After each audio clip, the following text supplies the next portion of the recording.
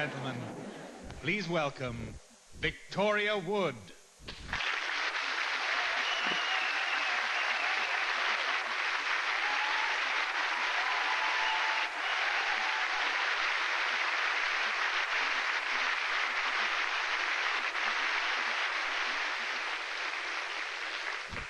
Hello.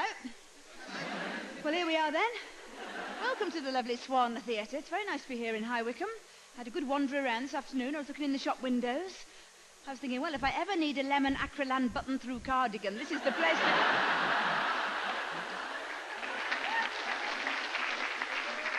You know how in some places they advertise today's clothes at yesterday's prices?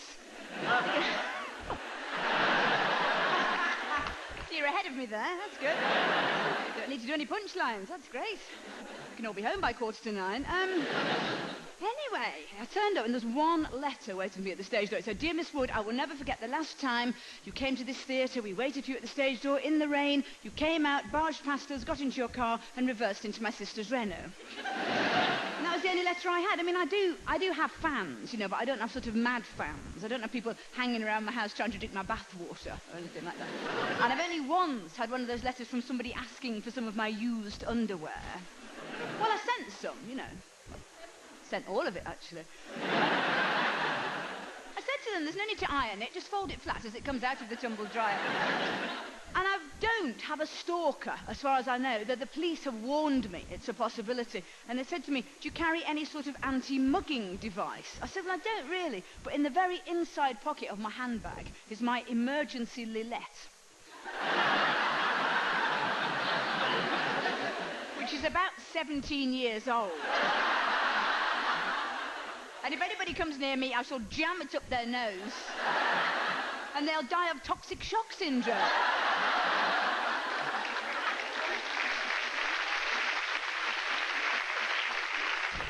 I've had a terrible day, actually, so far, because I woke up really late. I overslept.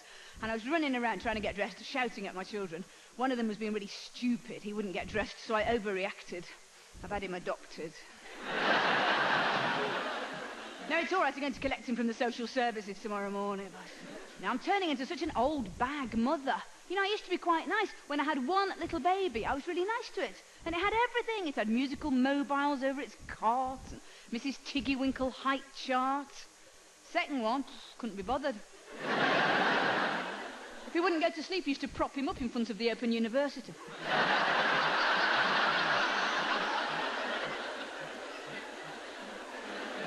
If I want to know how tall he is, I just check the snot mark on my coat and add 3 inches.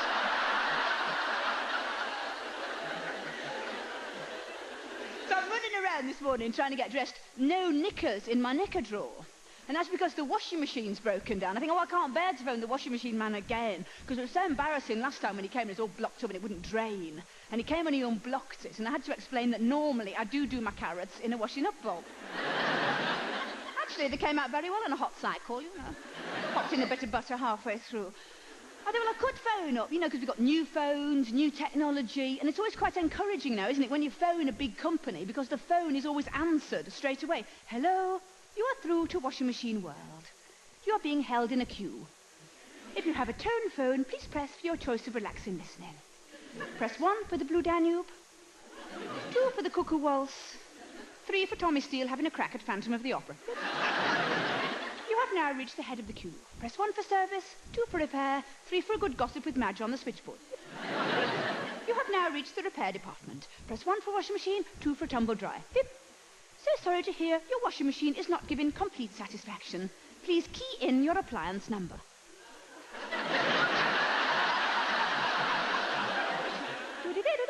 You're now being connected to the appropriate department, where you'll be put through to a skilled technician. Please speak slowly and clearly after the beep. Beep. Oh, hello, it's about my washing machine. You what? I don't work here, love. I think you want Sandra, she's in toilet. I've only come round to scrounge your Tampax.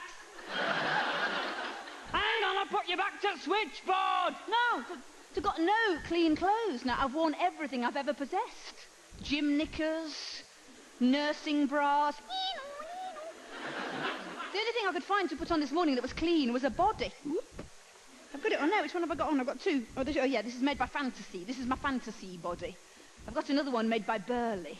But it was so embarrassing going into the shop and saying to the woman behind the counter, "Excuse me, have you got a large white Burley body?" How dare you?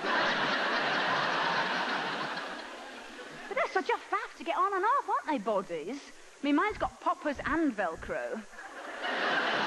Which I think is very dodgy near any kind of a pubic outcropping.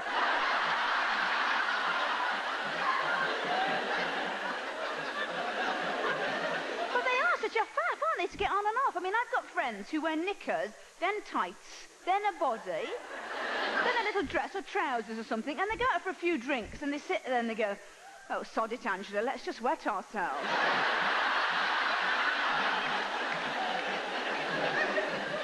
You see, I can't really manage mine without help. And I had to stop on the way here to go to the ladies, and I asked this woman to help me.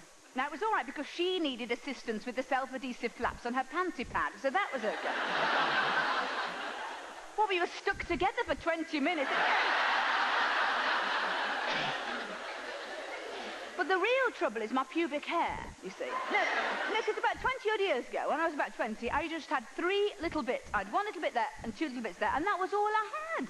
And now, it's all over the place. It's spreading, it's joining, it's clumping up. It's like some bloody rockery plant. If I go for a bikini wax and they see me coming, they pull the blinds down for close. See, the hair here is going down, the hair on my legs is coming up to meet it. I'm starting to look like one of those fawns in Fantasia that played the flute. I'm half girl, half ghost, I think. They dance around to Beethoven, the 6 go down. You never seen Fantasia? Oh, you lucky thing. It's one of the most boring films ever made. It's all we ever watch, though, since we've had children. We have to watch a different Disney video every night. Sleeping Beauty, Beauty and the Beast, Snow White, Cinderella. My children think all women have enormous eyes, scrub floors, and never have sex. They're not getting this from me. I do mine with a damp cloth. But... No, I'm just getting older. That's what it is. In fact, I did phone the newsagent the other day. I said I want to cancel my order for Bunty. He said, "Do you want to take anything else instead?" I said, "Have you got Menopause magazine?" He said, "Does that come monthly?" I said, "There's no reason why it would, no."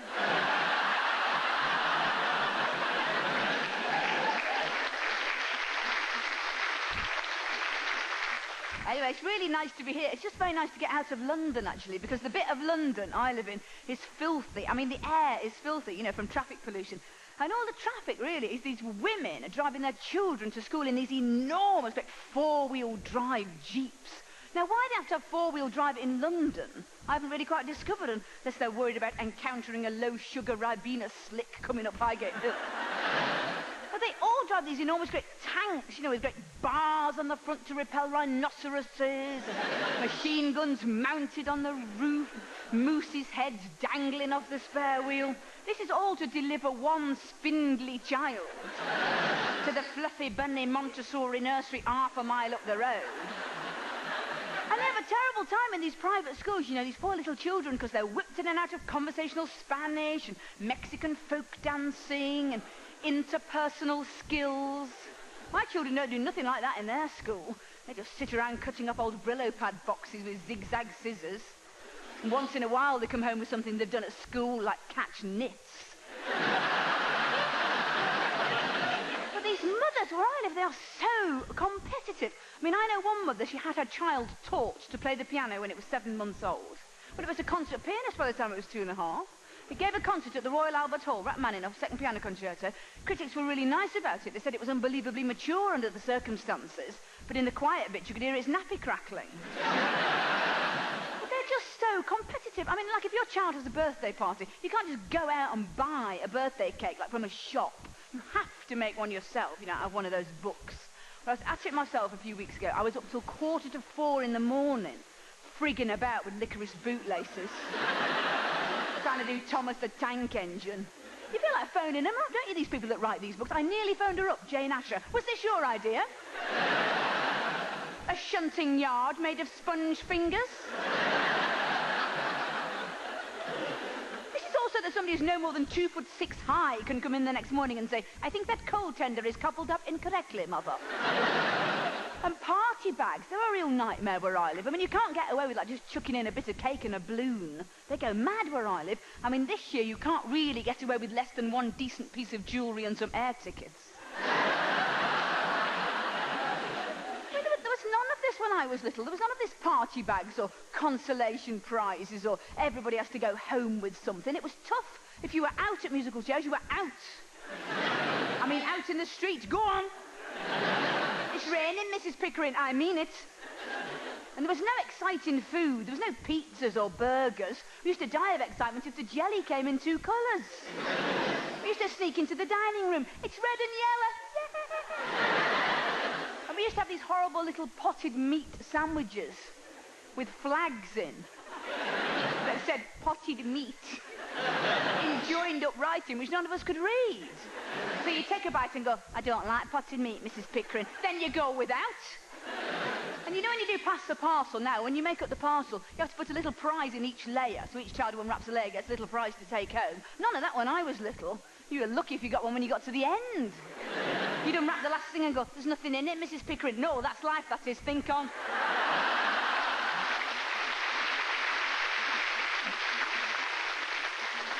God, it's no wonder my generation's all on drugs, is it really? Not that I'm on drugs myself, I don't see the point of most drugs. Especially ecstasy. I can't see the point of ecstasy. I think if I wanted to get dehydrated and jump around with a load of people I've never met, I could go to a Methodist barn dance, really.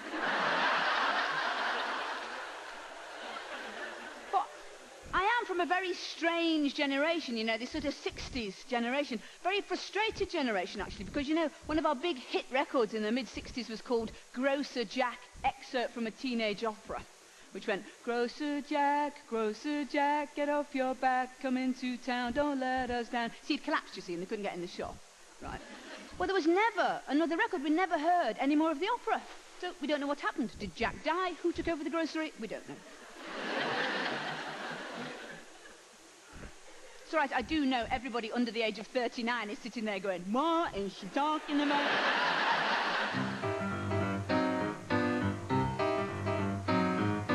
Oh, God, you know I'm 40-odd. I read it in a magazine. Eek, squeak, I'm practically antique. And yet I feel about 13, well, most days, oh, God, I'm such a balmy sod. I read the tea leaves in my cup. But all that they ever seem to say is, for Christ's sake, grow up. Oh, flip, I need to get a grip. I've never learnt to ski or punt, go easy. Ooh, ah, I fasten up me bra by twizzing it around the front house sleeve. For God's sake, give a girl a break. Why am I so insecure? I could take a header into vintage cheddar and still not be mature. He, born in 53, the middle of the baby boom. Couldn't dance, never had a chance. There was never any bleeding room, quite frankly. Boo-hoo, I'm in a blooming queue. A baby boomer's headed west.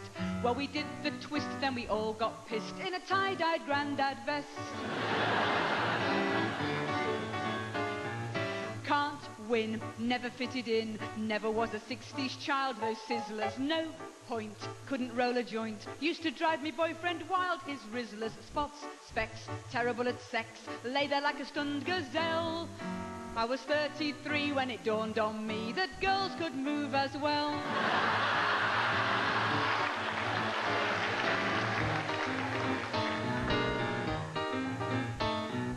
Fair dues, I managed sex and booze, but rock and roll got clean away and smoking. Big fan of Brotherhood of Man. I kiss their picture every day, I'm joking. Ooh, I'd never heard a Blur, 'cause actually, you know, I've gone right from 10cc straight to HRT, turning left at Elton John.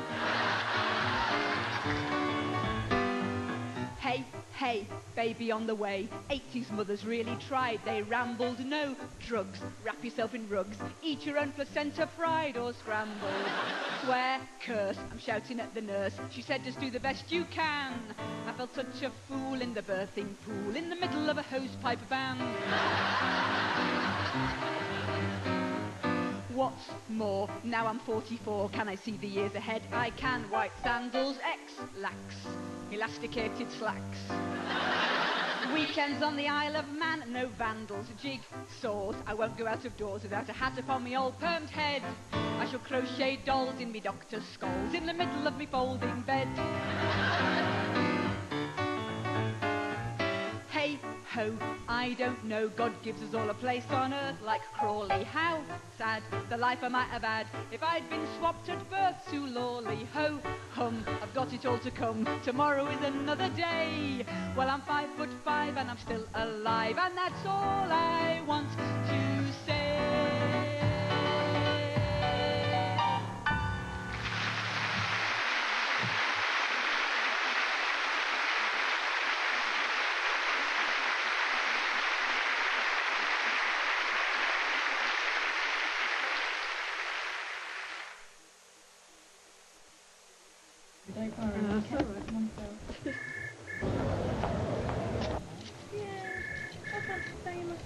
My sister-in-law's coming in. Sorry. Oh, poor love.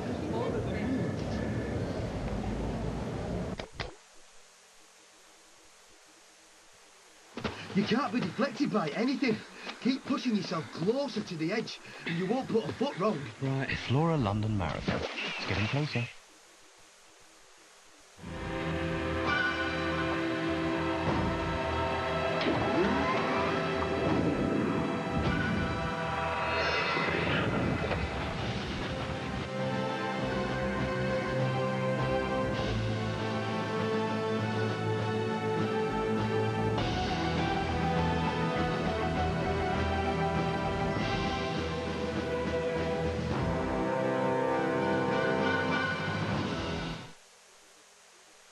Who would I most like to have a one-to-one with?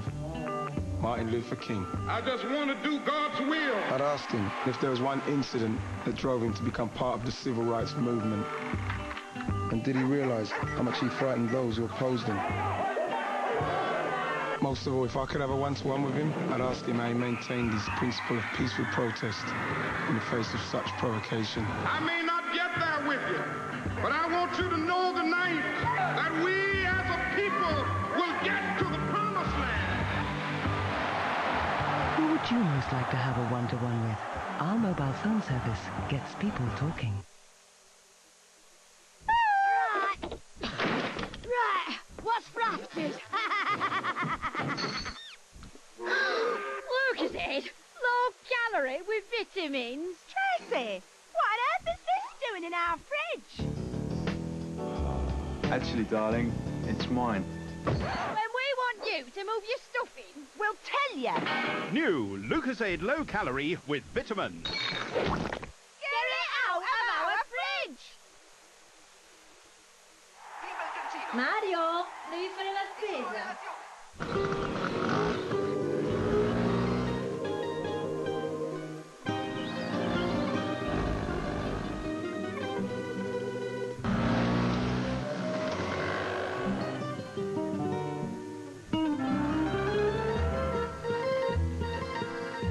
When it comes to a variety of Italian-style foods, you'll have to go a long way to beat Sainsbury's.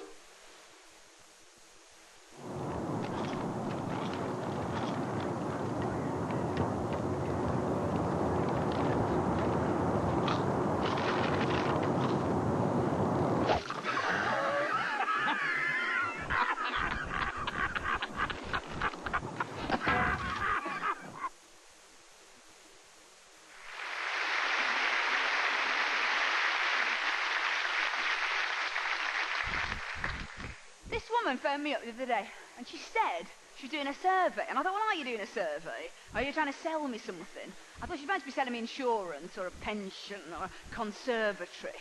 So I'm listening out for the trick question. Have you ever wanted a big see-through plastic box stuck on the back wall of your house? Have you ever wanted to sit on wicker chairs in full view of the neighbours?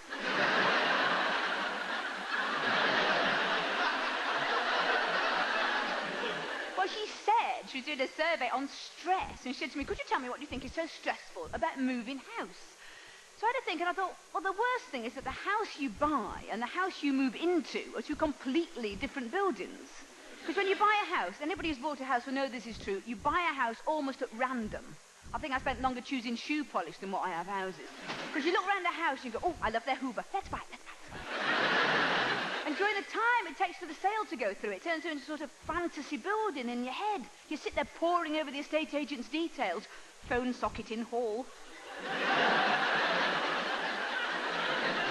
Small concreted area to left of kitchen door. And so the day you move in, it's a horrible disappointment, you know, because in your head it's been warm, cosy, blazing log fire. In reality, it's cold, filthy, dead mouse floating in the toilet, big hole in the middle of the living room where they've ripped out the fireplace.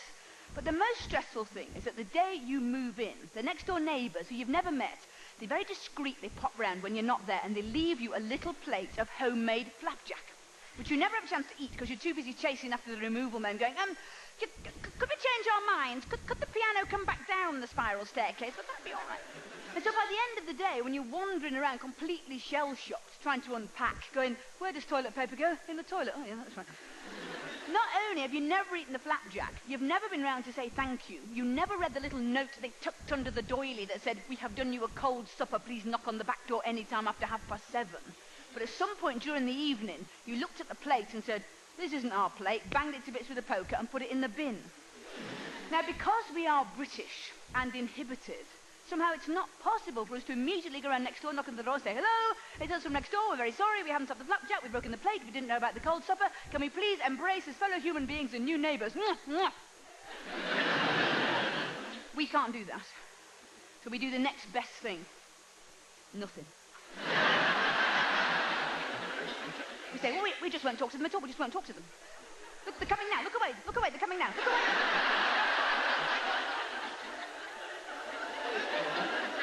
And so nobody says anything, nobody speaks.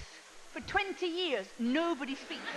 But the whole cold supper, flapjack, plate business is hanging over the heads of the two houses. They're all thinking about it all the time. The woman wants the plate back. Go and ask her for it back. No, I'm not going to ask for it back. She's not going to bring it back. I'm not going to ask for it. The cold supper's been on the table for 20 years. Will you bloody move that cold supper? No, I said that cold supper would be on the table. It'll be on the table. And in the other house, the woman's going, well, shall we buy her a new plate? Look, John, you go around and say we're sorry. Eh? I'm not saying sorry, I'm a man. And so it goes on for 20 years.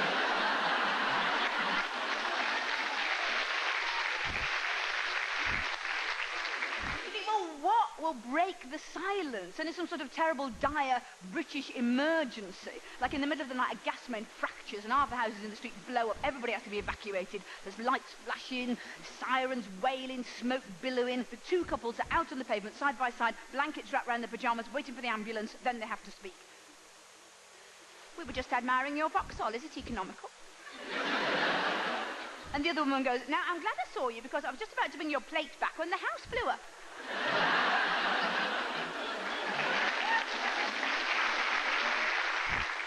This woman on the phone, she says to me, can you tell me, have you ever suffered from the following? Divorce, stroke, difficulties with partner. I said, I've never had a stroke. She said, no, a stroke is part of the punctuation. It's not the question.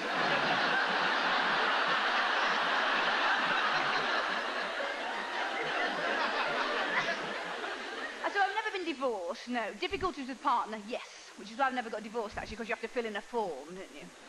Giving your reasons. Have you got any more paper? And anyway, to me, you know, as far as stress is concerned, no relationship with an adult is ever as stressful as one with a child.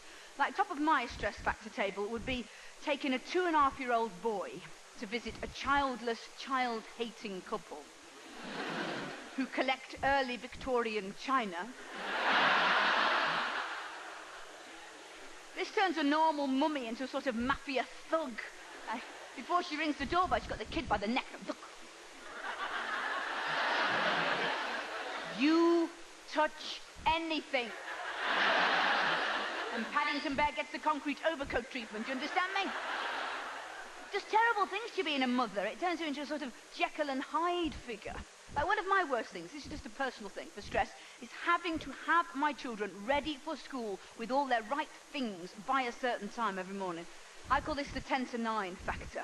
Right. Up until 10 to 9, you're laughing, joking, kissing, hugging, making the breakfast, best mummy in the world. You look at the clock. It's 10 to 9! Go on, get your coats on, get your shoes on. Come on, come on, come on, come on, come on. Oh, God, it's recorder group. Get your recorder. Come on, practice your recorder now. Come on, get your coats on. Come on. What?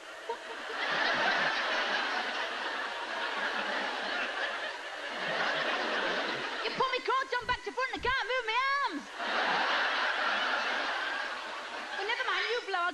suffering, frère Jacques. And you, get your book. Come on, read me the story. Come on. Mrs. Campbell needs to know the story of Mr. Greedy by 9:30. Come on, read it to me. What? Well, I haven't got time to teach you to read now. Look at the pictures. What do you think's happening? Well, it's not Catcher in the Bloody Rye, is it? He's not some oversensitive bulimic having a midlife crisis. Mr. Greedy, big tummy, eats too much. That's all you need to know. Come on, come on, come on. And I rents them all the way to school. And mind that lamp post, mind that dog poo, not so stupid. These children, they don't know you can walk to school in a straight line. By the time they're 11, one of their arms are going to be 6 inches longer than the other. I'll tell you another stressful thing about children nobody ever warned you about. Having to read Mr. Men books. They are the most boring books in the world. I think if childless couples who wanted to have babies had to read a Mr. Men book before they made love, they would use 7 condoms. They'd be so desperate not to have any children. They're so boring. Nothing ever happens in a Mr. Men book. They make Bar Black Sheep look like it's got a shock ending. One for the master, one for the dame, one for the little boy who lived down the lane. Never saw that one coming. And not only are they so boring, there's so many of them. There's always another one. Mr. Happy, Mr. Greedy, Mr. Topsy-Turvy. How many more are we going to have? Mr. Unfaithful, Mr. Impotent, Little Miss Menopause. And not only are they so boring and there's so many of them, anybody could write them. I mean, if the man who writes them, and I hope he doesn't drop down dead tonight, anybody could write them. You could brush past the keyboard of a word processor with a big bottom and find it. Terribly sorry, I seem to have written a Mr. Men book on your computer.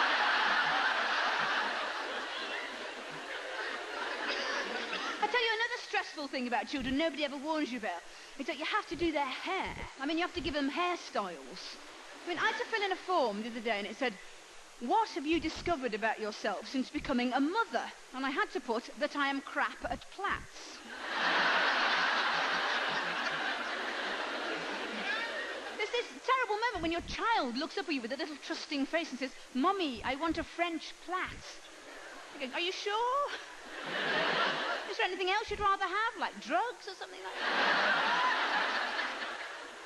I'm reduced to taking her to the doctor's. She's got a rash on her head. I can't see anything. No, do a French plait and you might be able to see. And nobody ever warned you of the stress of dealing with nits, do they? So you forget all about nits. When you're a grown-up with no children, you forget all about nits. You know, they sort of recede into your own history along with gobstoppers and bedwetting. You don't think about them. And when you've got little babies, you never think about nits. You know, you never sit there flicking through the mother care catalogue. You never look at your partner all misty-eyed and say, oh, darling, one day we'll have head lice.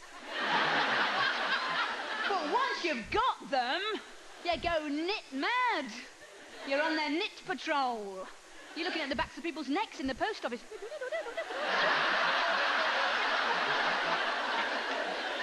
Somebody scratches the head on the television. Infested, you see. I wish I could say to my children, knits is as bad as it gets. I haven't dared tell them about sex. I have not dared tell them about sex looming up on the horizon as a source of stress and embarrassment. I mean, when I think back to when I was about 13 and I had to take my first boyfriend home to meet my mother, which is always your mother's idea. You don't want to take him home, do you? You want to be in a shop doorway with him somewhere, wondering if you can get pregnant through 2 pairs of Wranglers. Well, she wants to meet him, and up until the minute you bring him home, it seems like he's so sexy and gorgeous, a bit dangerous. You bring him into your house, he just looks stupid, suddenly, doesn't he? And your mother is looking as embarrassing as ever, wearing a PVC apron with "We've been to Manchester Reference Library" written on the front. And you're just stood in between the two of them thinking, oh, God, please let it not be beetroot. Do you like beetroot, Clint? And she's looking at him all the time he's eating. Did they not give you a fork, Clint? Because it's quite difficult to manage coleslaw with your fingers, isn't it? And at the end of the meal, she says, now, what would you young people like to do now? I would like to be in a bush shelter somewhere, licking the back of each other's tonsils, thanks very much. Now, put some glue and some macaroni in the dining room. I thought you might like to make a collage. For me, you see, it's never got any better. Sex, I think there's just something so stressful about it. I keep thinking, in the end, they will have to phase it out altogether. It'll have to become one of those things that we just watch on the television, but we don't like to attempt ourselves. You know, like a banana souffle. I suppose in the end, we'll all have virtual reality. We won't need to do it at all. We'll just go around with those things on our heads going, bloody hell, that was a good one. See, to me, there's always the worry with sex. Are you doing it the same way as everybody else? Well, you can't be sure, can you? I'm sure that's why people go and see porn films, you know, just to check. Because I knew this woman, and she was married to the same man for 35 years, and she only ever slept with him. She was very innocent about sex. She didn't really know anything about it at all. Until she caught sight of a bit of a soft porn movie on a television set in an electrical shop window. Well, she was furious when she got home. She said, Ken, I don't know what I think you've been doing all these years with a tin of biscuits in a string bag. Well, she had never had an orgasm. This woman, in 35 years, she tried and tried and tried, and she could never have one. And then she suddenly had one day. This was on her way to work, actually, and she wasn't even thinking about sex. This was at a petrol station, right? She just stood there filling up her car with petrol. She just stood there like...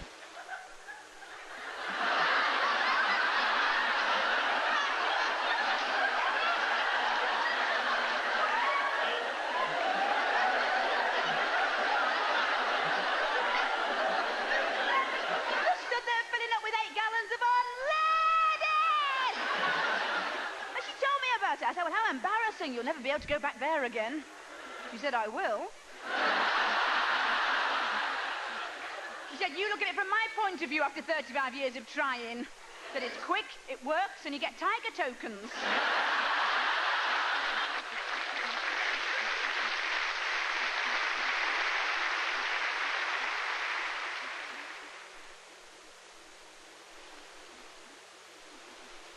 He played in France for 3 years. He's not a winner. He's not a proven winner. An FA Cup winner's medal, a French championship, the French League, the UEFA Cup winner's medal, and 53 international caps. Let's look, that's all. Car sales are up by 9.8% across the north. Where did you get that figure from? 1,500 new jobs only last month. 1,500? Okay, maybe. No, not maybe. Yes. The Journal. It's all you need to know. Run? 26 miles? That's what cars were invented for. Flora. Buy two, get the third free at Safeway. I'm being held by an invisible force. New formula L'Oreal Elnet. This is no ordinary hairspray. For me, Elnet is the finest spray you can find. Here comes the science. Elnet's unique micro-diffuser sprays microfine. I can hardly see it or feel it, but I know it's there, controlling my hair, until I brush it through. Trust your hair to an invisible force. New formula L'Oreal Elnet. Because I'm worth it.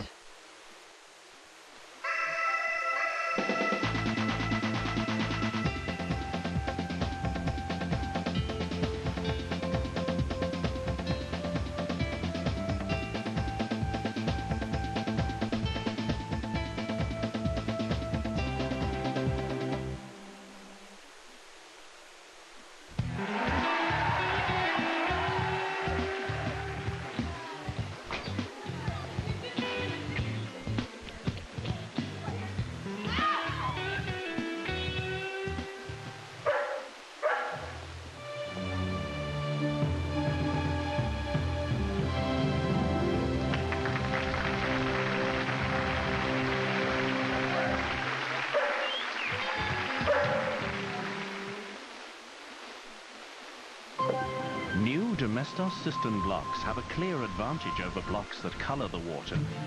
They don't just freshen, but because they contain Domestos bleach crystals, they kill germs. For up to 400 flushes, Domestos cistern blocks kill germs. Flush after flush.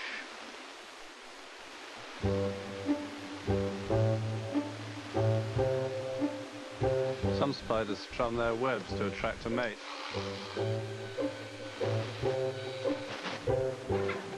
There's enough carbon in the human body to make 900 pencils. If it's below 62 degrees Fahrenheit, a grasshopper can't hop. The planet Mercury's days are longer than its years. The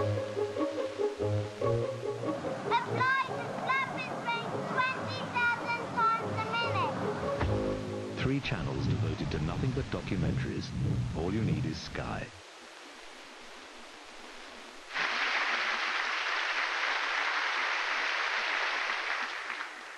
on the phone, she says to me, she says, now we've done a survey, she said, and we reckon that the 3 most stressful things that can happen to an adult are moving house, getting divorced, going to jail. Would you agree with that?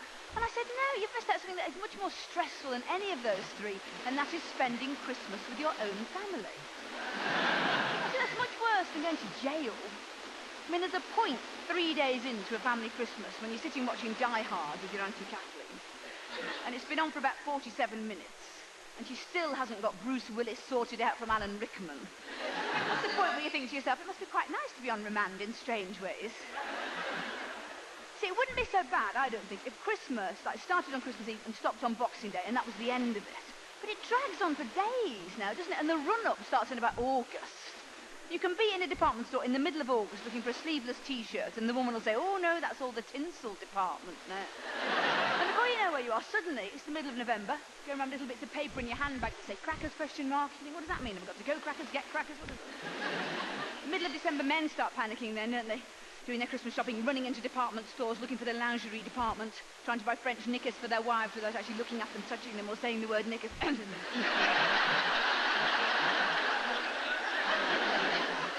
Yes, that's right. That's about the right size. I'll have that. It's a fire extinguisher. Never mind. Wrap it up.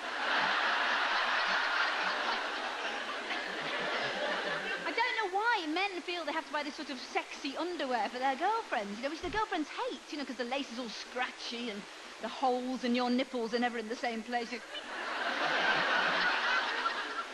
every once in a while, you know, the girlfriends feel a bit guilty and they get it all out from the back of the drawer and they put it all on. Sits on the end of the bed trying to look alluring.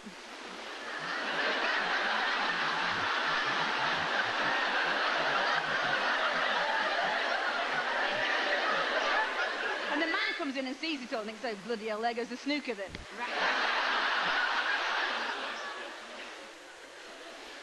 See, what I don't understand about Christmas is why we carry on looking forward to it when we know what it's going to be like.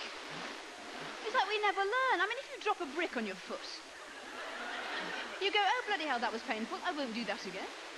Well, looking forward to Christmas is like dropping a brick on your foot one year, then a few months later going, you know, I'm really looking forward to dropping a brick on my foot. See, I'm not talking about the Christmases that we spend with little children. I think that's different. I'm talking about the Christmases that we as adults feel obliged to spend with members of our own family, with our own parents. I mean, what is this invisible signal that goes out to normal, intelligent people in their 20s, 30s, 40s? This signal that says, you must leave the place where you live, where you have a life, where you have fun, where people respect you. You must leave that place. You must go back to the place where you spent some of the most miserable years of your life, where nobody takes you seriously, where the fact that you have 3 business degrees counts for nothing, where you'll be addressed as chunky chops throughout. But if there's anything worse than spending Christmas with your own family, it is spending Christmas with somebody else's family. Because then not only will you be bored, miserable, irritable, tetchy, bloated, as you would be in your own home, you'll also be completely baffled. Oh yes, we always sing a little donkey in 8-part harmony in the garden at midnight.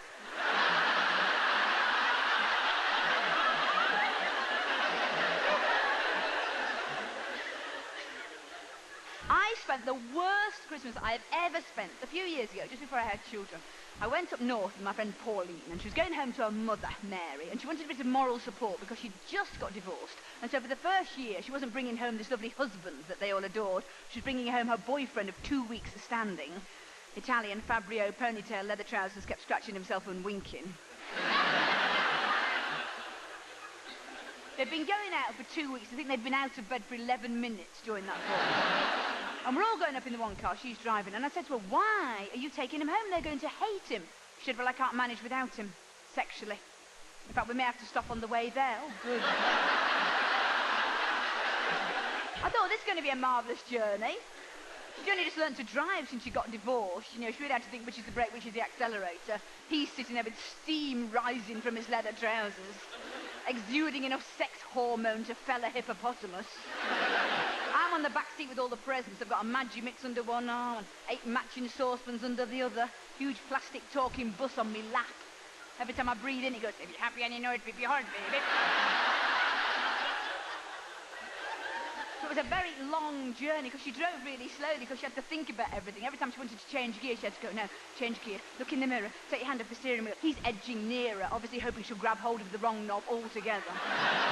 Well, we get there, it's this boring town in the middle of Lancashire, and we get to their house, a huge semi in the middle of an avenue, and there's all things written on the gates. No hawkers, no circulars, no junk mail, no graffiti, no gypsies, no stiletto heels, no mentioning Rock Hudson, what a disappointment he turned out to be. So we're in the doorbell. She answers at the front door. Mary, about 65 years old, the mother. She stood there scanning us up and down like a barcode thing, going beep, beep. Friend looks harmless. Beep. Pauline's put weight on. Beep. The eye can go in the room with the ironing board. This being the mission of the 65-year-old mother all over the world, no unattached daughter is to have sexual intercourse on her premises over the Christmas period. Gay couples can be put in the same bedroom, because the 65-year-old mother has not cottoned on to this at all. She thinks Gary and Anthony are just jolly good pals. And the fact that they have matching wedding rings and keep licking each other's earlobes has passed her by completely. So she lets us into the front hall, which is steaming hot, stinks of air freshener. There's little Christmas lights winking and blinking wherever you look. Every time you touch anything, it plays Silent Night at the speed of light. It's a bit like being in intensive care and you're not so relaxing.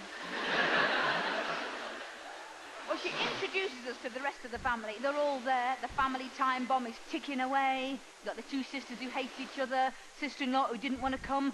She's seething because she's had to put the baby to bed in a cot that looks like it come out of a Second World War air raid shelter. You've got the little boy Raymond. He hasn't been to sleep since about November the 6th. He's got his head stuck in a bucket of Quality Street. There's the bigger boy, he didn't want to come. He smuggled from school his precious copy of Massive Bosoms magazine. He's just desperate to get away on his own in a corner somewhere and have a bash at masturbating. And then there's the nutty neighbour, the one from across the road, the one who never comes out. She only comes out of the house once a year, and she only comes across the road to Mary's house, thinks everything in Mary's house is fantastic. Oh, Mary, I just love the way the skirting board is joined onto that wall at the bottom, isn't that good? Well, she shows us up to our bedroom, the second best back spare bedroom, decorated as only the 65-year-old mother can do it. The two single beds bolted to the floor so you can't push them together and have sex on them. So we're wrapping up the presents. I've got the talking bus to wrap, which is a bit of a nightmare, because wherever you put the sellotape, it goes, if you're happy and you know it, baby, on. So we're having a laugh about that. Mary comes banging on the door. We have to go downstairs. This being the first rule of family Christmases is that nobody is allowed to be upstairs in the second best back spare bedroom having a good time when they could be downstairs in the living room getting on somebody's nerves. So down we go. Pauline is very pissed off when she sees that Fabio has gone to the pub with the rest of the men. This being the second rule of family Christmases, the men can go to the pub as long as they are back in time for the beginning of Mary Poppins on the television. But the women have to sit in the kitchen slashing crosses into the bottoms of Brussels sprouts.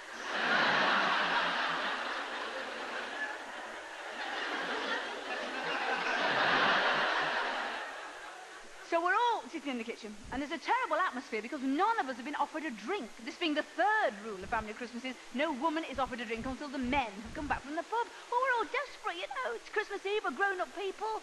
Normally by this point we'd be cracking open the champagne. There's nothing.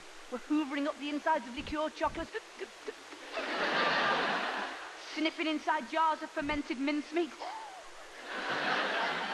Nutty neighbour's all right. She's in the living room watching the television. Oh, Mary, wasn't it lucky the way the mantelpiece was right over the fireplace like that? Well, there's a terrible atmosphere in the kitchen anyway because the two sisters don't speak. They fell out years ago. Something to do with the colouring book. I don't even know what. They don't speak. The sister-in-law is still seething from having to put the baby to bed with Mary watching, going, that's a funny way to hold him. No wonder he's not thriving. She's come out without her baby alarm, so she spends the whole evening going, shit, food him. So I'm trying to keep the conversation going, and I'm saying to this sister, what does your boyfriend do? And she's going, oh, he's in films. And Pauline's going, he is not in films. He's just been in a film. He has not been in a film. He got caught in a security video starting a fight in a shopping centre. Well, then she won't speak at all, this sister. She just sits there in a huff with this Christmas calorie book, copying out calories for Christmas, because she's on a diet, going, 2 macadamia nuts, 157 calories, 1 teaspoon brandy butter, 8 fat units. Well, they send the little boy Raymond to bed, and of course he can't go to bed. He keeps coming to the top of the staircase going, it's a Christmas day yet?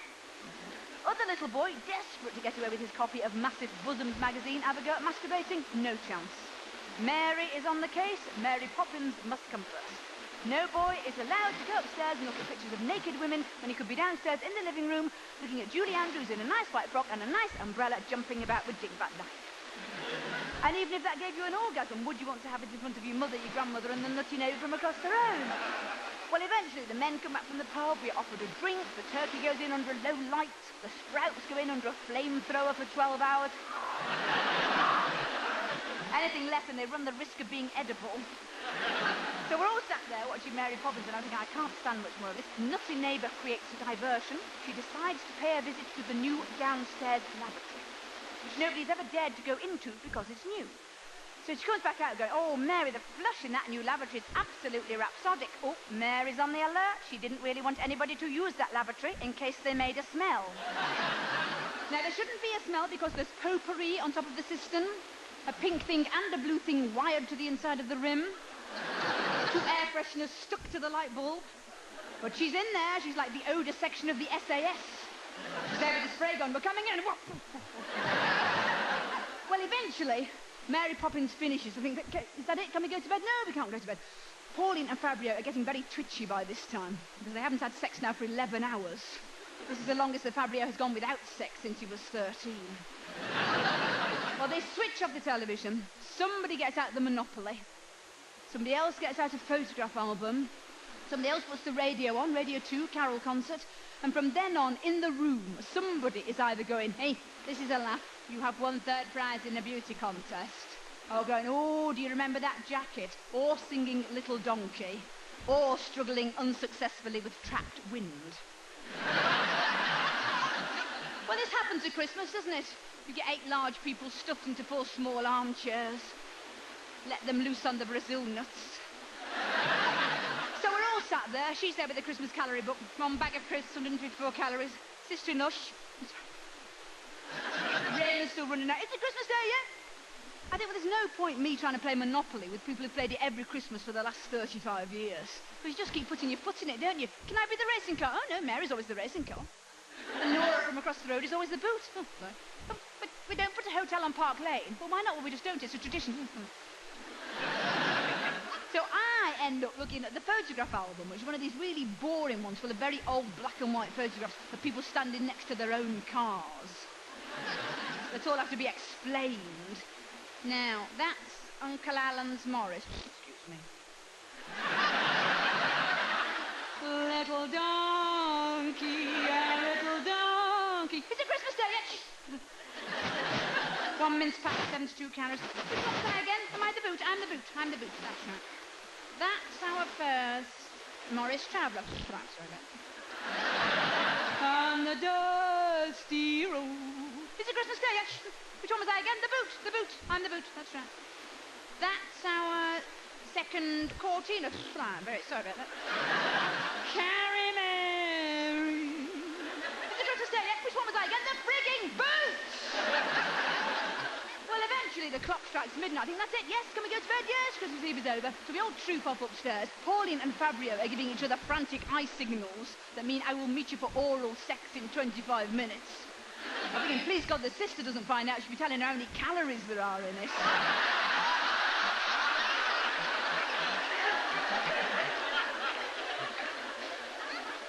So we all troop off upstairs. Nutty neighbour goes home, passes out in the road drunk. Well, she has had 3 sweet sherries, and when that ran out, 3 dry sherries with Hermesitas in them.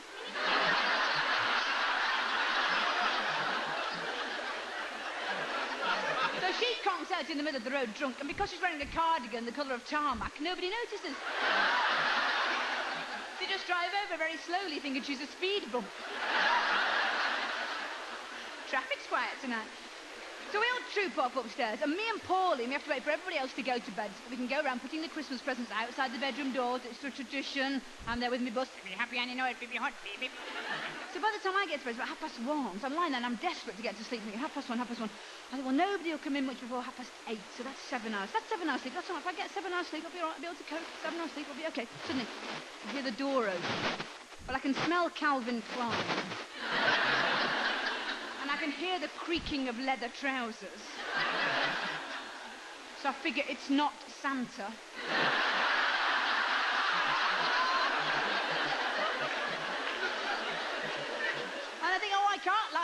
them while they have sex. I've got to go to sleep. So I said to him, Fabio, no.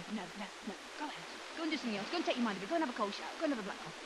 Go and watch something else with Dick Van Dyke in it. Get her. So he goes.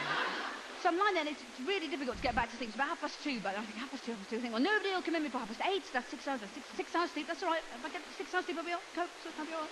Suddenly, the door bursts open. Top light comes on. Auntie Pauline, what Father Christmas brung me? If you're happy and you know it, beep your horn, baby. Well, I'm just about to wrench the batteries out of it. In comes Mary, fully dressed in the doorway with a tray of tea. Good morning.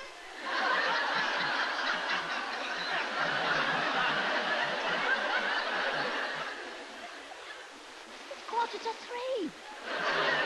So yes, didn't Pauline tell you? We always open our presents at 3 o'clock in the morning. It's a tradition.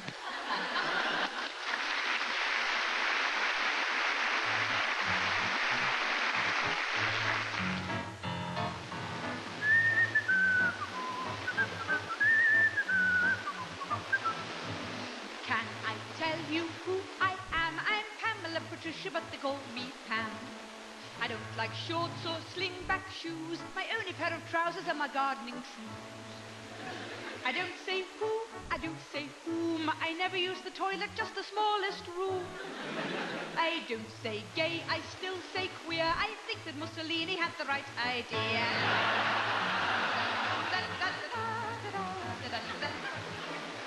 Got engaged in 62, got married in the April in a nice pale blue. It all turned sour to say the least. I was stuck in Abergele with a sex-crazed beast. Our wedding night, I heard a cough. There was Harold in the doorway with his pyjamas off. I said, now look, I must be blunt. I couldn't give a beggar on the whole sex front. Not me, not my scene. I prefer a game of rummy and an Ovaltine. Harold, dear, now do get dressed. I've seen one in a book and I was not impressed.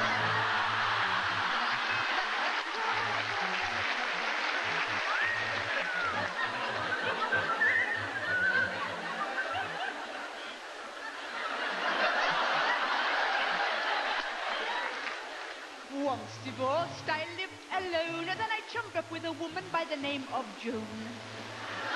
She moved in, she seemed quite nice, wore army boots and braces, but I didn't think twice. Then one night she seemed upset. I said, are you not happy in my maisonette? She drained her rum and baby sham, ran her fingers through her crew cut, said, I love you, Pam.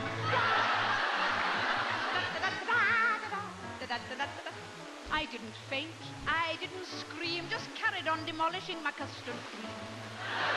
She said, please come upstairs with me. Let me show you just how wonderful a love can be. I said, all right, but don't be late. There's a thing by Alan Bennett on at 8:30. So up we go and off she went, but the only thing that happened was my specs got bent. Not me, how I feel. I'd rather have a coffee and a wagon wheel. Joan, dear, do get dressed. No woman over 40 suits a mauve string vest.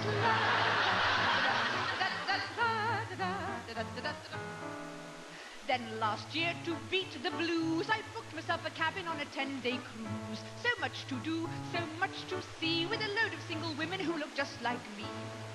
Then one night I clicked like that with a bachelor called Billy in a golfing hat. We were so happy, hand in hand, listening to a lecture on the prostate gland.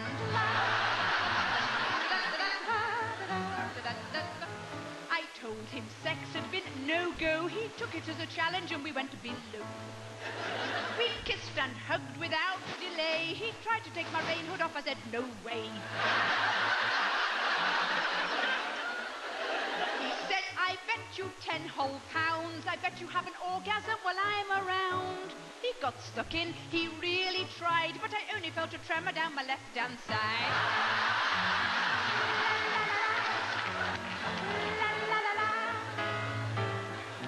Not me, that's my boast. I prefer a bit of ironing and a round of toast.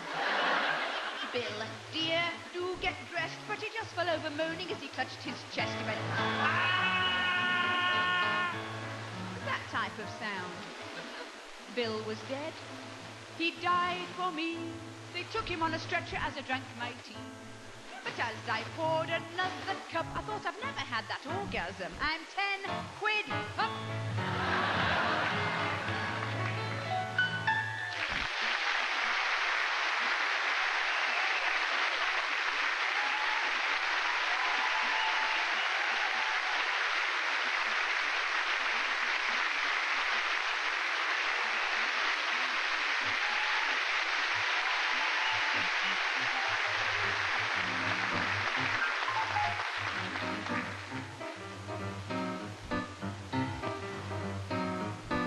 Oh my, it's time to say goodbye. I hate it when we have to stop.